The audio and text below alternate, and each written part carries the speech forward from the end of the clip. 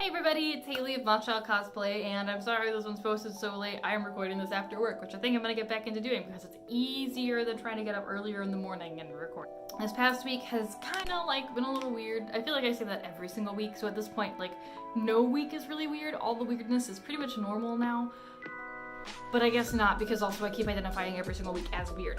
I was working a little bit on the Zora, and then I also started a little bit on kind of a small little side project, and that would be Morgan from Darkstalkers. And right now, all I'm working on for her are the little head wings. Aren't they super cute? I'm very happy with how they turned out. They are just 1mm EVA foam as a base, and then for the detailing on both sides, I just did another layer of EVA foam. I decided to go and take some Crayola Model Magic, which is all this gray stuff right here, and kind of build up the base, make sort of a little part where the horn would come out from. And then, just because I didn't care too much for the foam horn, I also sculpted the horn out of Model Magic. I really like this little model in clay. It's very lightweight, and it dries pretty consistently. There's not a whole lot of shrinkage, and I'm super happy with how these came out. So next up is actually tonight I'm going to be plastadipping these and getting them ready for paint. It took technically 3 days, but really the first day was the creating of these, and the second and third day was filling in the seams with quick seal and verifying that everything is nice and smooth and ready to go. So yeah, I'm gonna be a little demon girl, and I'm pretty excited about it. This is something that I've always kind of thought about doing, but never really felt confident enough to do. And wearing Sally and my Merc Wolf and Evelyn this year really showed me that I can wear these things. I am pretty confident with who I am and where I'm at in life and what I look like and how I present myself to the world. So that's a really cool sort of feeling, to be able to finally get the nerve and the courage to wear these things. So I'm really excited. You know what I'm not excited about though? My Zora armor. Well, that's kind of a lie.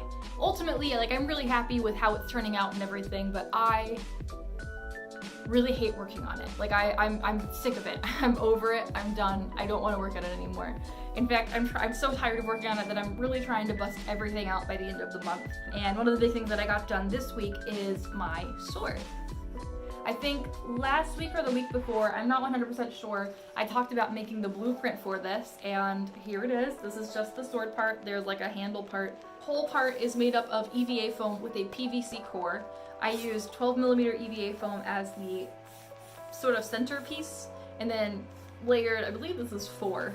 When I initially glued everything together, you could see where the PVC was running down the center here. So before gluing on any of these detailings right here, I took a hand sander and I sat there and for probably 10-20 minutes on each side, just sanded the crap out of it. Got it really nice and smooth.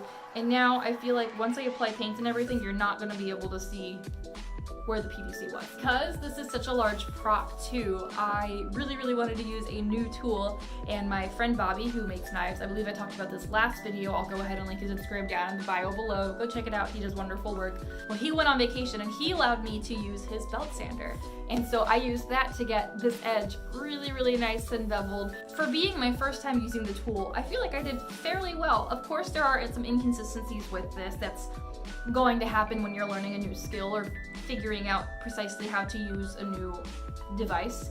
But I mean, for my first time, I really do think this turned out fairly well. So all that's really left right now, and which I'm hoping to get done today, is this portion, this sort of top strip right here. I need to sit down and round out these edges, which I'll do with my Dremel. I've really gotten back into using my stone head on my Dremel. It's been really useful for getting these sort of smaller, nicer, and rounder details. It does take a little bit longer, but I feel like I'm kind of back in that headspace of it's okay if it takes a little bit longer if I'm getting a better result, which Katsu Prep, that headspace does not exist. And then I'm also really hoping that tonight I will be getting around to doing, there is a large circle piece that goes here, as well as sort of a Aztec style design. I don't know 100% how to describe it, just part of what really drew me to this sword. I think it's very cool. And then another really cool thing that I did this week was I got to work on the LEDs for the Zora armor. Right now the circuit is a little bit janky because I didn't really take my time with soldering everything together, because I just wanted to make sure that I had a power source here and then the lights set up to do a quick test. Not a big deal. I'm going to obviously correct that once it's time to install the lights to the armor. But one of the things that I really wanted was to really get this sort of like flowing lava effect. The Zora has, you know, lava pits on it. It's like a rocky mountainy monster. That's the best way to describe it. So I just really wanted to sort of embody that. I feel like this program that I have going for the LEDs really encapsulates that. So let me just put this on and I will show you guys. Ta-da!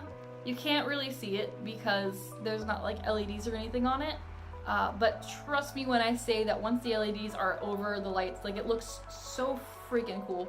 The only thing that I'm not super into is, you can probably see it, some of these are glowing a bit more purple or blue than they are red or yellow. So I'm going to be figuring out what exactly is causing that and adjusting that, because I don't want purple gems, I want them to be red. That is super duper cool. This is really my second time diving into the Arduino program. I definitely feel like I had a much better grasp on it this time than I did last year when I was working on my Death Knight, which definitely was beneficial. I don't think I'm ever going to master the coding language for this. My mind doesn't work that way. I'm not a programmer, I'm a cosplayer. Not those things are necessarily mutually exclusive, but like my mind just doesn't quite work as logically as a programmer's mind does. So that really wraps it up for this week. Thank you guys so much for watching. Thank you to all of my patrons.